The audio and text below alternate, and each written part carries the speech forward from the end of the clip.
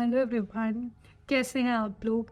ये मेरा पहला यूट्यूब व्लॉग है और मैं कोशिश करूँगी कि मैं हर रोज़ पोस्ट करूँ ताकि मैं आपको कुछ नया बता सकूँ। मैं एक हेल्थ ऑफिसर हूँ and I deal with a number of patients every day with different conditions. और मैं आपको बहुत कुछ नया बता सकती हूँ, समझा सकती हूँ and I hope you will enjoy it and also learn something from my vlogs. अगर मैं अपने एक्सपीरियंस की बात शुरू से बताऊँ आप लोगों को, तो पहली बार जब मैंने हॉस्पिटल देखा इट वाज टोटली अनएक्सपेक्टेड और मैं बहुत ज़्यादा डर गई थी, क्योंकि जब मैं पहली बार वहाँ गई वो एक गवर्नमेंट हॉस्पिटल था जहाँ पर मेरी पोस्टिंग थी and I was very scared. मैंने पेशेंट्स देखे, मैंने वो डिसीज़ कंडीशंस देखे जो मैंने कभी सोची भी नहीं थी।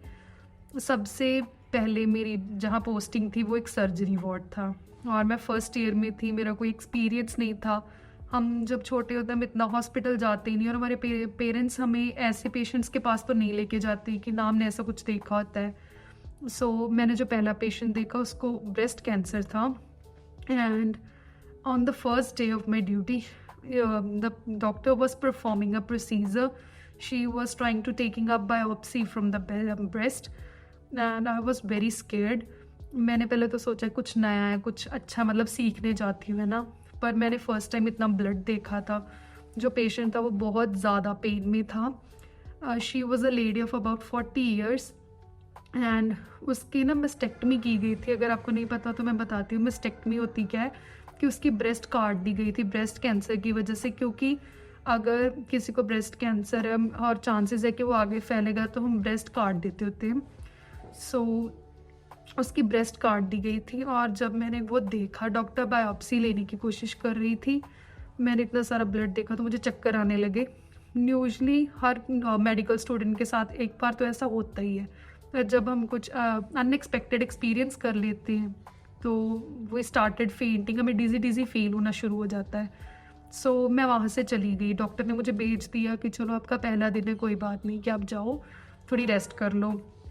मैं जाके बैठी, मैंने 2-3 दिन रात को मुझे वही सपने आए और जैसे कि ये मेरा फर्स्ट एक्सपीरियंस था तो मैं चाहती थी कि मैं जाके देख के आऊँ उसी वार्ड में कि वो पेशेंट ठीक है या नहीं। मैं थोड़े दिनों बाद गई उसी वार्ड में and the patient was dead. I felt very bad for their family members, क्योंकि उसके छोटे छोटे बच्चे थे 2 and her husband was crying sitting in the corner there. उसके बाद मैं थोड़ी और ट्रॉमेटाइज हो गई कि मतलब लोग इतना दुख पीड़ मतलब कैसे सह सकते हैं ना, कि अब उसकी फैमिली भी एक तरह से ख़त्म ही होगी। वो फैमिली में 4 ही मेंबर थे और उसके बाद मैंने कोशिश की कि मैं अपने आप को थोड़ा मोटिवेट करूं और थोड़ा इन चीज़ों को हैंडल करना सीखूं, क्योंकि मैं एक ऐसे प्रोफेशन में आ चुकी थी जिसमें सिंपैथी के साथ साथ थोड़ी मोटिवेशन, थोड़ी ब्रेवरी होना भी ज़रूरी था। हमें हमारे इमोशंस पे वहाँ पे कंट्रोल करना पड़ता है। अगर कोई पेशेंट, उसके फैमिली मेम्बर्स रो रहे हैं, हम रो नहीं सकते वहाँ पे, क्योंकि हमारी वो ड्यूटी है कि हमें वो काम करना पड़ता है।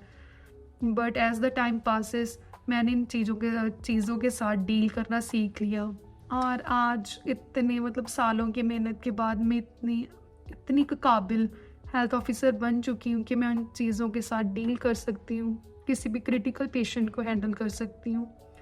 और मैं चाहूँगी कि मैं अपने डिफरेंट एक्सपीरियंसेस आप लोगों के साथ शेयर करूँ, so that I can motivate you in some way, मैं आपको कुछ नॉलेज भी दे सकूँ।